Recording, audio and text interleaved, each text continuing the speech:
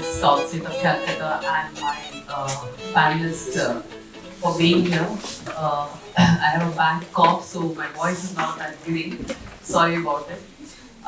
So while we were discussing about this subject about how technology can be leveraged for the entrepreneurs, and we caught up talking before the session was started yesterday. Not yesterday, before yesterday we had a conversation. It was, I think we all felt that it would be great for us to share our views over here in terms of what we do and how we would look forward to supporting entrepreneurs across in a big way. So I'll just try to kind of let Subrata introduce himself and the space that he's working in. It's a very exciting space that Subrata is working, and once you hear what he speaks, I'm sure you will all crowd up to him to get his input. So I was mesmerized. So Subrata, why don't you share what the work you're doing? Thank you so much. I mean, first of all, it's wonderful journey. I mean, I was actually caught in between. I was out of country, and then Ananda and Arina was telling me to join this. I think, had not been here, I could have missed a lot. Thank you so much. Thank you so much. My journey, to be very honest, is not as inspiring as I passed out, decided to do a job, and I was fairly enjoying my job. But then one day I decided that enough is enough. We must do something different. Now, to be very honest with you guys, especially the young guys, are so clear on their vision. You really know what to do, but believe me, I have no idea. I just decided to do something, but I really don't know what is that something. Okay. But then we realized that, okay, let's look inside and find out that what is the skill I have, can I really use that in a little bit of entrepreneurial way. So that's the way it was done. It started. I'm a graduate, engineering graduate, but then find out that engineering is not my cup of tea. So I thought, it's very interesting because I'm an electrical engineer. I didn't even change a fuse or change a bulb. So I decided, no, this is not it. So then I went to somewhere, generally, so I decided to do my economics. I made it economics because, it's mathematics, nothing else. And then I landed up in the World Bank, spent good years in the World Bank, and finally, I'm here, starting my own I started my intervention in 2005, but it's a long journey. Now, what I'm today talking about, that's what, Jaya was mentioning again and again and again. When I was doing my own entrepreneurial journey, I was trying to really find an answer to a question, that who is an entrepreneur? What kind of animal he or she is? That's the journey start. So if you can go to the next slide. Yes, PC is an entrepreneur. Allowing me to stand. Entrepreneur is a person who always views challenges as opportunity. Entrepreneurs have a very strong achievement drive, make money. Please don't misunderstand me. They have to make money, okay? They always convert prospect to realities. Highly resilient. Many of you are telling there's the ups and downs. So believe you me, every time I'm at a loss, I was really thinking, should I be into this business or go back to the job again? I was very, I was doing well there. Exhibit grit. Learn and grow from failures. It's very easy to say learn from your failures, but when you have failures, it's really hit you hard. Believe you me, it hit you hard. You have not been able to pay your bills. You have not been able to take your wife for a good dinner. It's hit you hard. Participate in competition. Entrepreneurs always love competition. Okay? And growth mindset, and last but not least, believe in his own capability. Now, all these things you talk about, these are all qualitative, subjective things. How do I know? And that's where I bring in mathematics. Try to really understand, can mathematics help me to actually calculate all these things? Go to the next slide. Oh yeah, it's in my You need to be tech savvy. Hi, Auntie. Okay, yeah. And this is an interesting one. 2007, Kunal just studied, very interesting study. they're telling that every entrepreneur has to take more than 1,000 decisions a day. All kinds of decisions. Strategy, operational, everything, So then the question comes, how can you take so much of decisions? What are the back of that decisions? And I'm a behavioral economist, and I'm happy to share. I was taught by Professor Thela. Professor Thela was 2017 Nobel laureate. I was really, really fortunate. And so when we are with Dr. Thela, we realize that behavioral economics deals with why people and how people take decisions and how behavior competence actually play a role in decision making. So that's what you will help me. Yes. So very quickly, what is behavioral economics? Behavioral economics is all about irrationality. All of us are irrational. Classical economic theory tells us we are all rational animals. We are not. We always take irrational decisions, and entrepreneurs are the person who take most of the irrational decisions. Entrepreneurs cannot thrive on rationality. Believe you me, never ever. Okay? So why it is? Because we are not stable. We are selfish. As there anybody in this room has never lied? No, we all lie. A little bit here and there, So these are the people we are. We always know that social preference is so important for market preference, And that's why behavioral economics gives us the tool to identify, calculate, model, and all this on the irrationality. I have a good friend called Dan. Dan teaches in Duke University, right? So Dan always tells that our irrational behaviors are neither illogical nor senseless.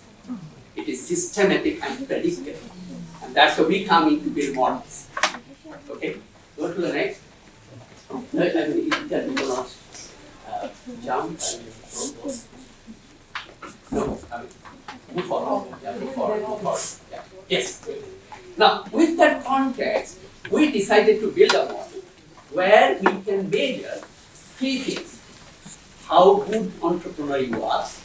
Our proxy is ability to generate revenue. Credit worthiness, that's the ability or accuracy is 93%. So the 93% accuracy, we can actually crack the behavior data with this, and we have been doing it since 2014. It's a part of big research we had done, again, thanks to US government, helped us to do that research in 4 countries in Sub-Saharan Africa. Then we take it to 12 more countries to be able to check it and validate it. Currently, is a tool up and running in 9 countries. Bangladesh is one of our major markets. I was in Bangladesh yesterday, and I was so happy to see my Bangladeshi who's here, and so it's a great things to be there. So these are 3 index we measure: PXI, CXI, TXI. Go to the next one, quickly. Okay. So what it does?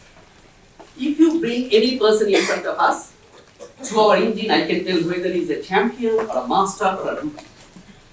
Champion means the person who are having index high, masters are medium. But this is not the issue. Issue is, so if I'm a rookie, I can't do business.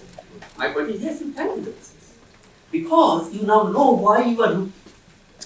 And that's why you not really make a rookie to a master, master to a champion. That's what we do. I will stop here because I have taken a lot of time. What I've done in this entire journey, I met all kinds of people. We met interesting people. We met, inspiring people. But I end with a small story, what I always tell in this whole journey. We were doing this work in a very small country. Geographically it's not very small, but it's small from a population size of Senegal. We met 2 individuals there, one lady and one gentleman. Both of them become, entrepreneur by their own. And any one of you have the opportunity to go to White House during President Obama's time, you might have seen the 2 big photographs in his office. It's from these 2 entrepreneurs, from Senegal. They actually made it happen. And just for our validating purpose of it, we actually tested our model on that. Both of them coming out the champion. I think I would take this as one of the greatest proof of model. We are still learning, and we really like to work with any one of you wherever you are. And thank you so much. Thank you so much, Mr. Subrata, because I thought that I've heard technology and maybe you've been using it a lifelong, and technology is very important. And you've heard the VC saying that they would like to look at some tech-driven organizations when they come to funding and the prerequisites. But using tech in this form was a very different feeler which I got when I spoke to you first, and that's the reason I said, why don't you share? I wouldn't be surprised if I find people lining up against you to check out whether they are champions or rookies or in today. Lipika, welcome to the conversation. So we have Lipika, who works as a professor at the Department of Computer Science at Ashoka University, and she has a very interesting background. She's a pro at machine learning, analytics, and artificial intelligence, and has also been rewarded as the distinguished scientist by TCS in 2012.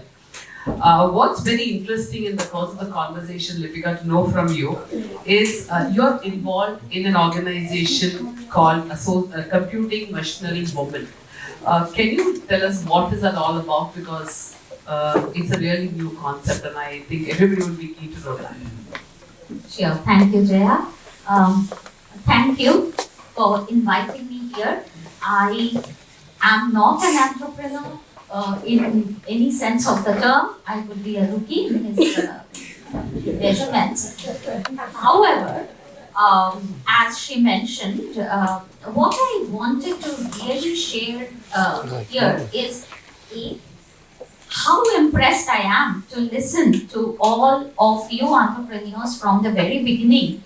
And had I been in such sessions 30 years back, maybe I would have ended up being an entrepreneur like you for sure. So that's where I want to share my journey, how it began. So, someone mentioned in the morning, it's really, I was a student at IIT Kharagpur, 3 years senior to Subrato. I was in my first semester the only girl in a class of 60. Okay? And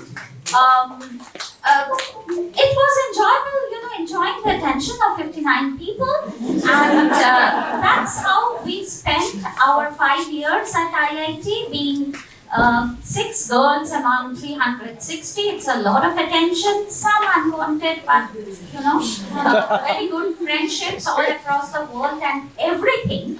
And that's after that, master's computing, etc. Can I have my presentation up also?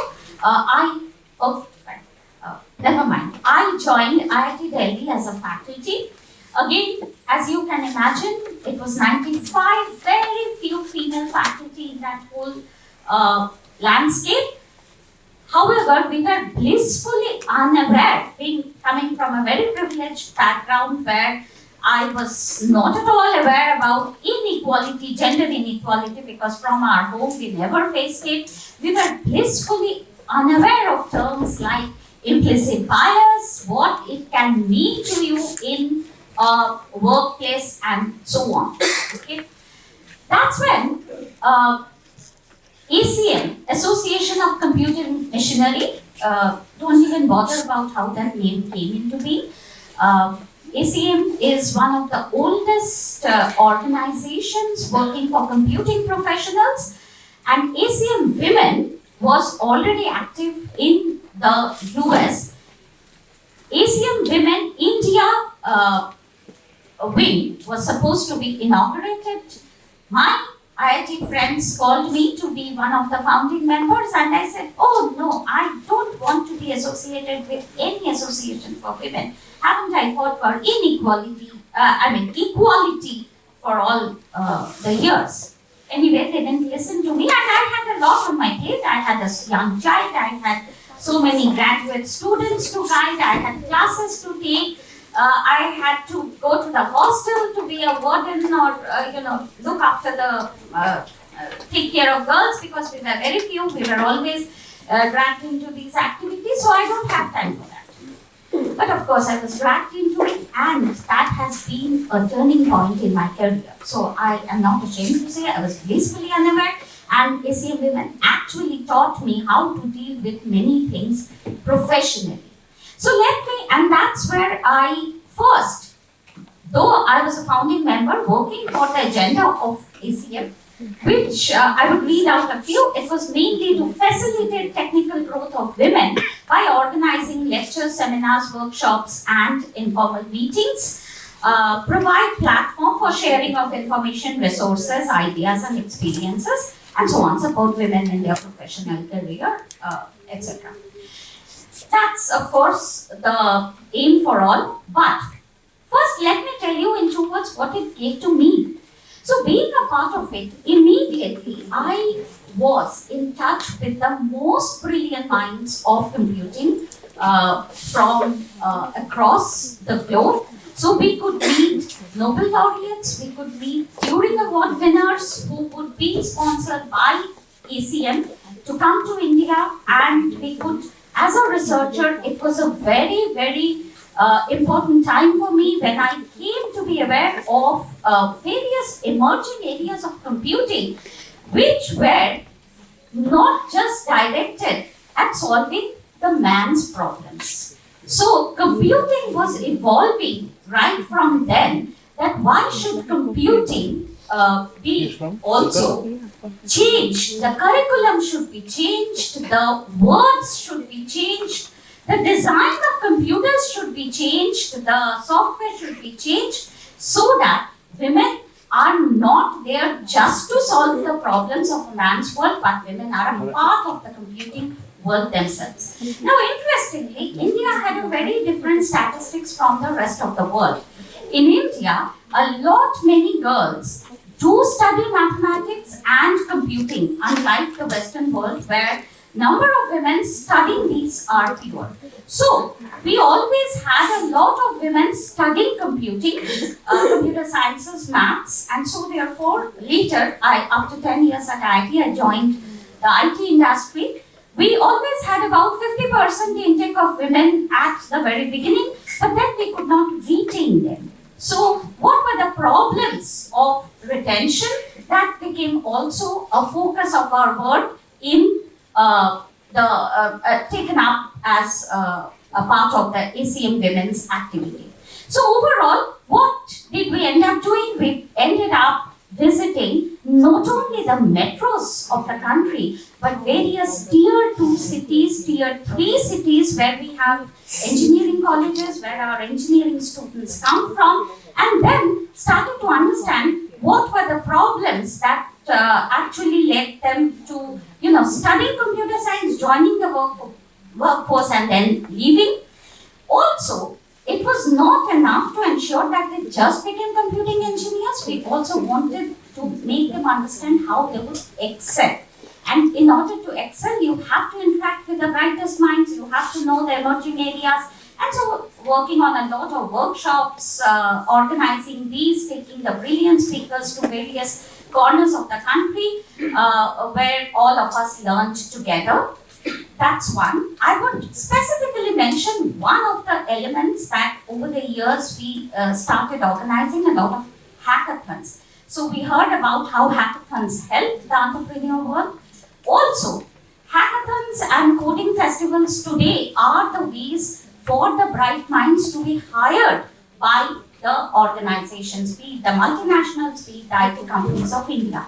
And soon we realized that women, though they were studying computing, they were good at it, they were not coming forward to form teams and join the hackathon competitions unless they were from metros. And we also heard someone saying how they had to be accompanied by their father, because that's one of the main things. When we started organizing, we realized we got 100 entries, we selected 10, and then only one girl landed up on the day of the final because the parents were not comfortable letting their wards go to join hackathons. They were not comfortable that they would be spending coding along with the boys. So we started organizing all women hackathons. I know a lot of women feel, why should we organize women hackathons? What's the point of it? The point of it is not just to win the awards, but to give them confidence that they can also code. And we had to start right from providing them the travel support to be a guide, almost like a guardian for each team. One of us would be the guardian for each team. Talk to their parents, assure them that we would be taking their work safely to, say, Pune or Hyderabad or Bangalore, and then ensure that they go back safely. So that's the kind of logistic support that we really needed to get women into this. And soon we had almost 100% participation of the teams who would register and also come to one of the cities to take part in the hackathons. And once they take part in one hackathon, they are all fired up to go and take part in hackathons where which are more open. So that's the kind of steps that we provided, and I'm very happy that I have been always associated with it. In my slide, I would have shown you that, while I felt very happy initially that I was a lone frog in a well, to become really a known frog in a sea, it was this community with whom I worked, who I not only got my reward in terms of people coming and telling me that I want to be a mentee, please become a mentor. So we do a lot of mentorship programs today, online mentorship. We also hold a lot of workshops on same theme as this, how to become entrepreneurs, how to actually balance your career, and that's how ACMW is one of the organizations. There are similarly IEEW and so on. Our focus is on how to make women excel in what they are already doing. That's really what I would like to share. Thank you so much. I am able to resonate so much with what you say because on March 8, 2020, we Madhura Das Gupta, who is the founder of an organization called Aspire for Her, launched Aspire for Her with the only theme of bringing back women to workplace. Because if you see the gender diversity ratio of the country, we are third from the bottom, and that's where she said that somebody has to start, and that's how Aspire for Her was born. Divya and me represent Aspire for Her here. And one of the things that we struggle in a big time, is to get back women to work, and especially the women in STEM. And it's good to know that you have started this organization, because while in the cities, women in STEM actually, do a lot of, are there in organizations. But when it comes to the tier 3, tier 4 cities, or tier 2 cities, one is of course learn engineering and then not to do any work, or get a job, leave, and then do not know how to get back to work. These are some of the stuff that we will take with us, and probably we can do some work on that to get women to work. But while I'm on the Aspire for Her, let me share with you what we in Aspire for Her do, so that I think this forum is a good combination to to share this thought process. While we started on March 8th, 2020, as an organization that focused on bringing back diversity to workplace, 4-year journey. This 8th of March, when we complete 4 years of journey, has been a phenomenal journey. I don't think any growth in any of these kind of organizations has seen this kind of an impact. We have got 4 lakh members plus in the community as we create today. We are about 80 plus communities that we have created, because we work in the power of communities. We feel that it's a community that will support the community. So we have created communities that works exclusively on specific areas. For example, we have a community which is return to work. So all the return to work women who want to come back to work are part of that community. We have a fintech community, we have a women in banking, we have a women in finance, we have, there's a new community which we have recently launched, which is called the Her Sportsky Champion. Her Sportsky Champion typically is working with women who have done a career in sports and come back and do not have a skill to go back to work. So we skill them, and then we make sure that they get back to work. So we are it's a very young community which has been shown success. We have about 10 people who have gone back to work, have gone back to work after they've come back from the sports. So we actually work with large partners on the skilling space, like the IBM and the AWS and Cisco's, where they come and tell us, here are we, let's work together to skill people, bring them to the forefront. And we have corporates on the other side who says, hey, look, we're looking for cohorts, for the attorneys, or for the STEM women, or people in technology, or women in finance, or in banking, and they work with us and they onboard women. So we have a lot of partnership and collaboration that we do on both the sides in the space. So and the reason why I'm bringing this out over here is there is a community which we are very proud of, a 30,000 community of entrepreneurs. And we have a very, very strong entrepreneurial community who we work very closely with. We provide a lot of resources, and one thing which I like to share over here is our resources are completely free for our members.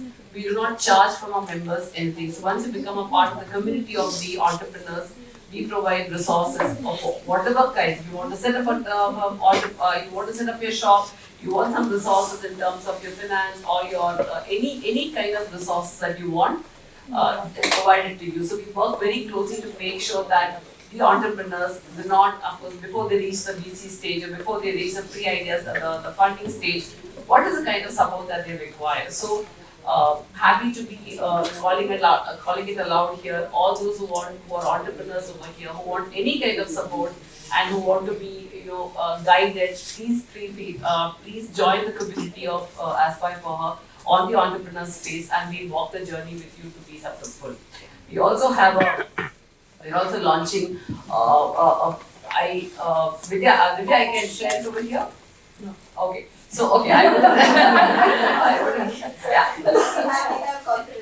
yeah, okay, so we wouldn't be sharing the names, but we're launching a big partnership tomorrow where we're looking at doing a mass work with entrepreneurs, and that's something that will be out in the news quite soon. So we will actually, we're looking at not just going organically, but we're also looking at going inorganically. So we work with larger mass to make sure that we make a larger impact on the entrepreneur space. So that's something which I thought I'd share across on the table over here.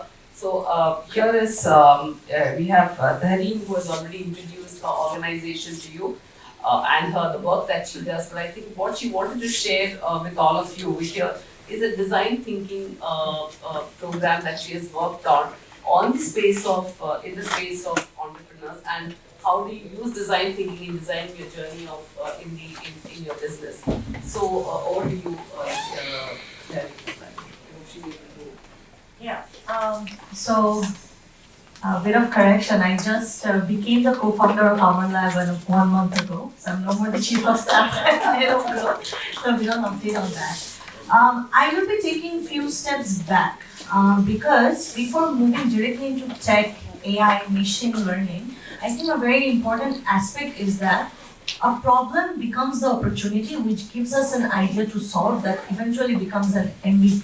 The solution is an MVP. That MVP might be an app solution, a website, a tech-driven solution, a service delivery, or entirely a tech company just like Facebook or Twitter or so. And trust me, with the three very big type, which is a service, tech-driven, and tech company, the margin or the financials are very much related. Like a service delivery company, maximum margin would be 18 or 20%.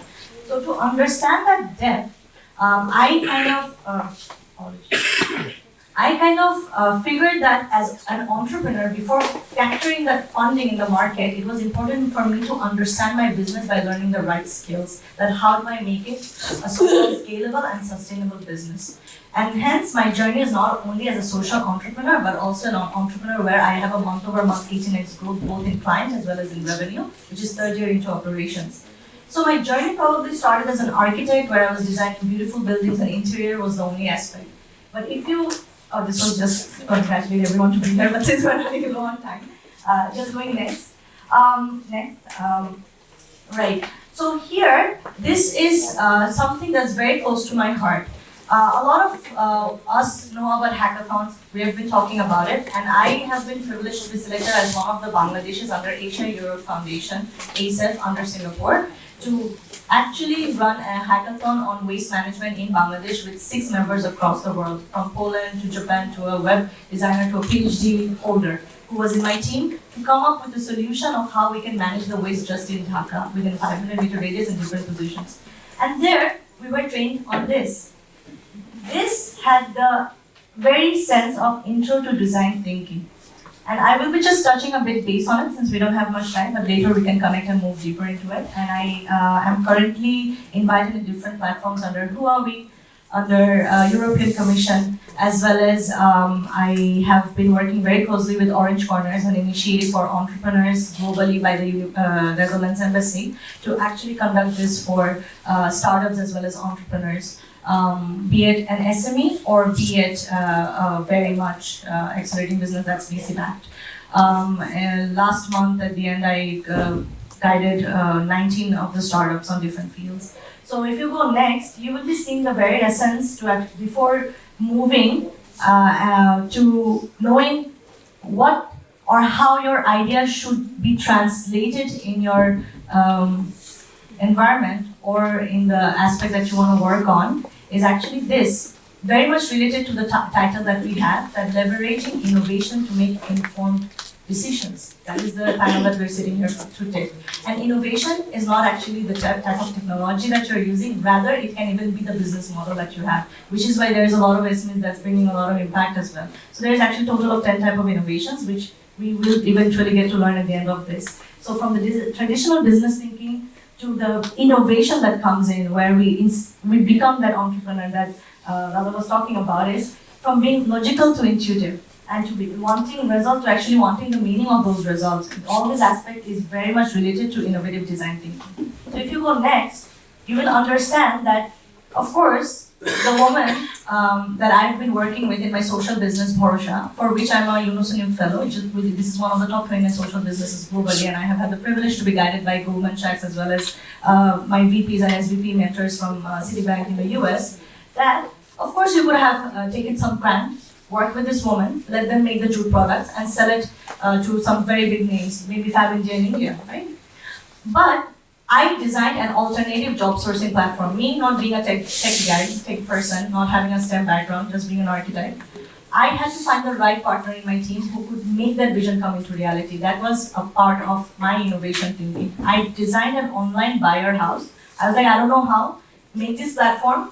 H&M will place order of 200 bags. My woman will get to know how much extra they will be earning this month. Is it going to be 20% of their revenue or 40%? I gave them a GP margin which cannot be less than the cost operations that's going on, and that person designed the tech or the platform that we have. And that is actually currently being worked on by Adidas Impact Hub as well. They are putting in some features into it. Unfortunately, for the past 8 to 9 months, Bharsha is on a pause because my co-founder, like I said, has moved and I don't want to build with my own self. Similarly, if I go to now Amar Lab, so I will be keeping this off over here from how traditional thinking differs from design thinking. There is a lot more into it. Can you just go next? Similarly, you will be seeing that the top 3 businesses, Amazon, Uber, and Airbnb, started in a simple way where innovation was probably not put into the 20 or 30 features in the app itself, but rather how they would capture the market of I want easy shopping. Funny way, Airbnb actually started with wanting to eat outside all the time, but they ended up doing a business completely different. They pivoted because the market had different generating demand from that time. So if you just go next, this is what I live on. Design thinking, we need to know how to empathize, define it, ideate, prototyping, understanding the unit economics like the investors have mentioned in the previous session, and then test, iterate. You go to the market, you fail fast, you come back, and then you go back, and this entire process is actually called design thinking. So I look deeper into this, but I would stop it over here. I kind of go deeper into how you can empathize in an innovative way. That is what my session usually has as well. So if you just open Amar Lab, I will just 2 minutes for Amar Lab. I do the elevator pitch for Amar Lab. We are raising currently. It's a 10 million valuation company right now, and I'm raising 1.2 million for strategic investment. We are headquartered in Singapore, and our operations is running in Bangladesh. The reason why I will just be showing you guys Amar Lab is for the type of tech that we use. What you're seeing is probably, I needed to show the proprietary technology that we have, the physical one.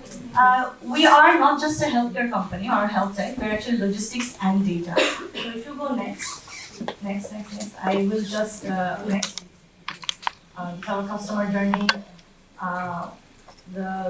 Next plugin page, yeah, here. I just want to keep this, which we don't really show the VCs much, but just to talk over here that how are we playing a role in tech. The reason why a lot of VCs were not in healthcare, currently when we are raising seed and conversation, and we are in conversation with Verge, the largest health tech VC of Vertex. These people see us as a logistics company and a company that can actually sell data.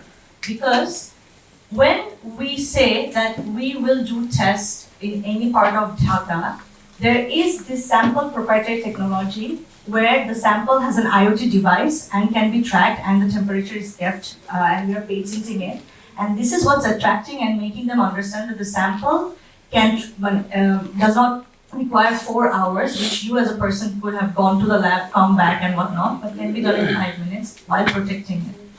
Yes, the app looks very fancy, the website looks very fancy, the Facebook looks not fancy at all, because of course Facebook isn't ours, but our maximum order comes in from Facebook. So even though we have like a very robust app where you can compare the prices, people still order from Facebook.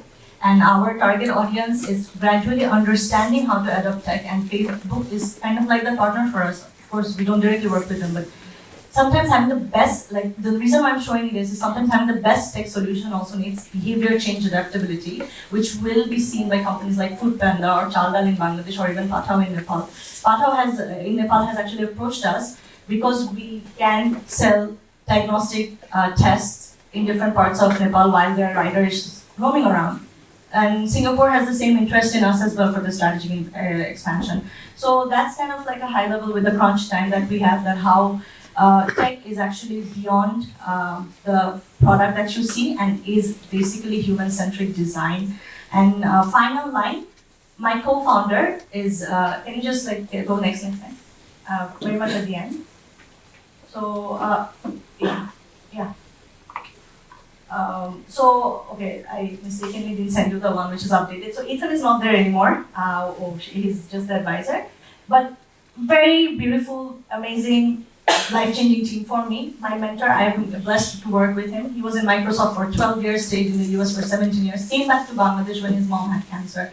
He built Bing, basically what you guys are, all of us are using in Microsoft. But then he realized that satisfaction of building the best product or selling a product like Vista is not giving him the satisfaction we are doing for our lab. Like, I am a doctor who is an entrepreneur. Everyone tells him that why aren't you sitting in United in Apollo?